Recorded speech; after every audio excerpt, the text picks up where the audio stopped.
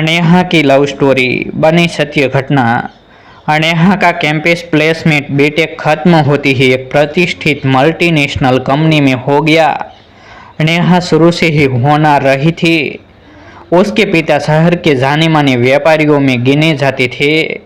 उन्होंने अपनी बेटी से कहा, बेटा तुम्हें नौकरी करने की क्या ज़रूरत है, अब मेरा बिजनेस संभालो।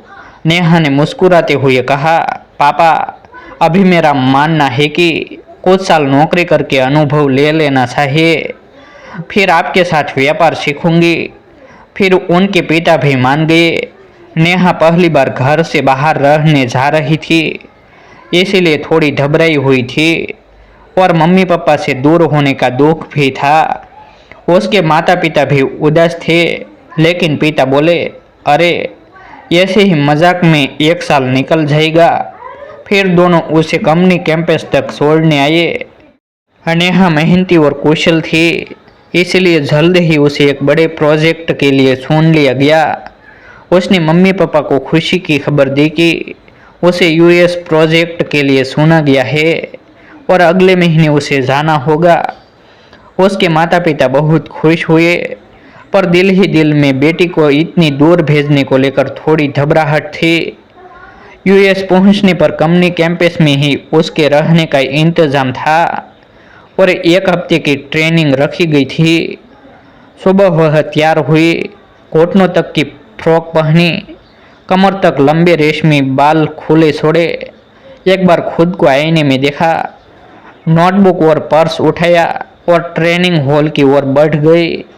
जैसे ही दरवाजे के पास पहुंची, एक लड़का बात करते हुए बाहर निकल रहा था और नेहा से टकरा गया। उसने जल्दी से माफ़ी मांगी। तब तक नेहा झुककर अपनी नोटबुक उठाने लगी। उसके बाल लहराते हुए चेहरे पर आ गए। लड़के ने कहा, इट्स ओके, और जैसे ही ऊपर देखा, उसकी नज़रें नेहा के गहरे काले नयन, घनी पलके और रेशमी बालों पर टिक गई। उस लड़के का नाम था अनिरुद्ध। स्मार्ट और हैंडसम अनिरुद्ध को देखकर नेहा की नज़रें कुछ पल के लिए ठहर गई। फिर वह अपनी सीट पर जाकर बैठ गए।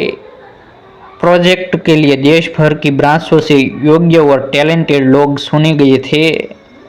ट्रेनिंग के दौरान नेहा हर सेशन में एक्टिव रहती और अपनी प्रतिभा से सबको प्रभावित करती। अनिरुद्ध भी किसी से पीछे नहीं था। इस बीच अनिरुद्ध सभी से मजाक करता, जबकि नेहा कम बोलती थी। दोनों की आपसी बातचीत बहुत कम थी। ट्रेनिंग के बाद सबको प्रोजेक्ट में अलग अलग जिम्मेदारियां मिली। लगभग 6 महीने में प्रोजेक्ट पूरा हो गया। अगले दिन सभी को वापस लौटना था। इससे पहले कंपनी ने एक पार्टी और सांस्कृतिक कार्यक्रम रखा, जिसमें सबको भाग लेना था। अनिरुद्ध ने गिटार बजाया, सबने तालियां बजाकर सराहा। जब नेहा ने कथक नृत्य प्रस्तुत किया, सब मंत्रमुग्ध होकर देखते रह गए।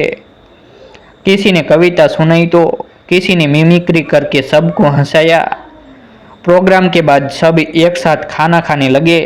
तभी किसी ने नेहा को सुंदर डांस परफॉर्मेंस के लिए बधाई दी तो अनिरुद्ध ने हंसते हुए कहा, ताथैया ताथैया।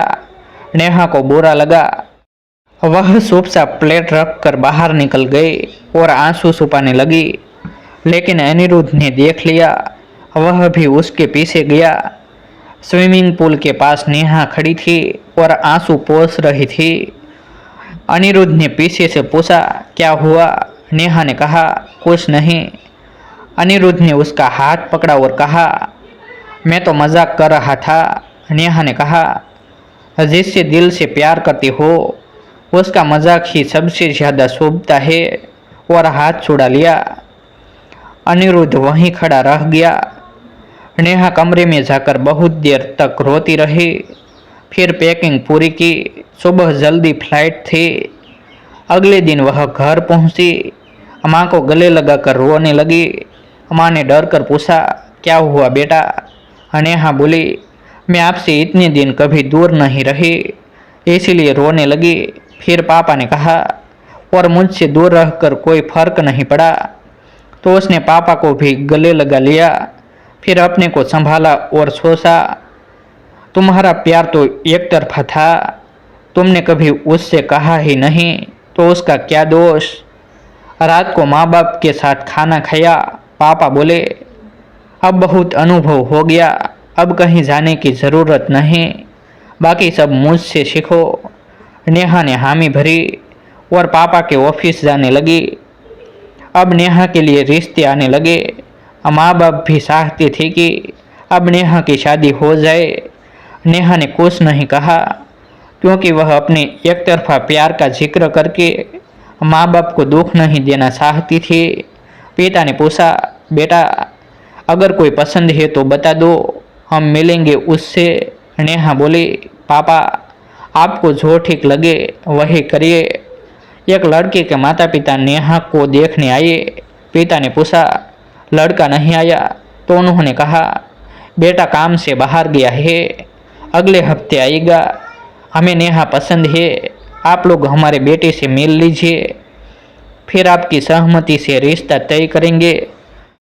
अगले हफ्ते माँ ने कहा, बेटा तैयार हो जा, आज लड़के से मिलने चलना है। नेहा बोली, माँ आपको जो ठीक लगे मैं क्या समझूंगी।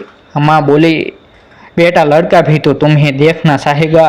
नेहा ने कहा, अगर आपको पसंद है तो मैं देख लूँगी। माँ पापा को लड़का पसंद आ गया और रिश्ता तय हो गया। 1 महीने बाद की शादी तय हुई। शादी की तैयारियां जोरों से चलने लगी। आखिरकार शादी का दिन भी आ गया, बारात भी आ गई। चेहरे में सजा दूल्हा और दुल्हन नेहा शादी की रस्में निभा रहे थे। दूल्हा चेहरे के बीच से नेहा को देख रहा था, लेकिन नेहा ने उसे एक बार भी नहीं देखा। शादी पूरी हुई। नेहा विदा होकर ससुराल आ गई। बहुत भव्य स्वागत हुआ। शादी के बाद की रस्में पूरी करके नेहा को सुहागरात के कमरे में बैठाया गया। दूल्हा कमरे में आया और दरवाज़ा बंद कर दिया। नेहा खुद में सिमट गई। जब दूल्हे ने घूंघट उठाया, नेहा ने नजरें नहीं उठाई।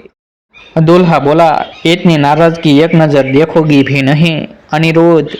नेहा ने पलकें उठाई और देखा। अनिरुद्ध ने मुस्कुराकर उसे गले से लगा लिया। नेहा कुछ कहना चाहती थी, लेकिन उससे पहले अनिरुद्ध बोला, उस दिन तुमने बात कह दी और चली गई। मैं पीछे आया लेकिन तुम कमरे में चली गई। नेहा, मुझे पहली नज़र में तुमसे प्यार हो गया था, लेकिन डर था कि तुम मना कर दो, इसलिए कुछ नहीं कहा। मैंने सोचा सुबह कह दूंगा, लेकिन तुम सुबह जल्दी निकल गई। मैंने कॉल किया, लेकिन तब तक तुम फ्लाइट में थी, मेरी फ्लाइट बाद में थी। फिर सोचा अब सामने से कहूँगा। तुम्हारे बारे में पता किया, अपने माता पिता से कहकर रिश्ता भेजा। मैंने सोचा जब तुम मुझे देखने आओगी तब सब कह दूंगा, लेकिन तुम तो अपने माँ पापा के साथ आई ही नहीं। फिर सोचा अब शादी के बाद ही बताऊंगा। तुम्हारे माता पिता को सब बता दिया था, वो भी प्लान में शामिल हो गए। मैंने सेहरा छिपाया, लेकिन तुमने तो देखा ही नहीं। और मैं सोचता रहा कहीं मेरा भी एक तरफा प्यार अधूरा न रह जाए। नेहा ने मुस्कुराते हुए उसे हल्का सा मुक्का मारा, तो अनिरुद्ध ने उसे गले लगाकर कहा,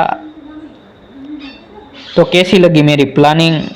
ऐसे ही नए नए वीडियो देखने के लिए हमारे यूट्यूब चैनल सब्सक्राइब करें और वीडियो को लाइक और शेयर करना ना भूलें। फिर मिलते हैं एक नई स्टोरी के साथ। आभार।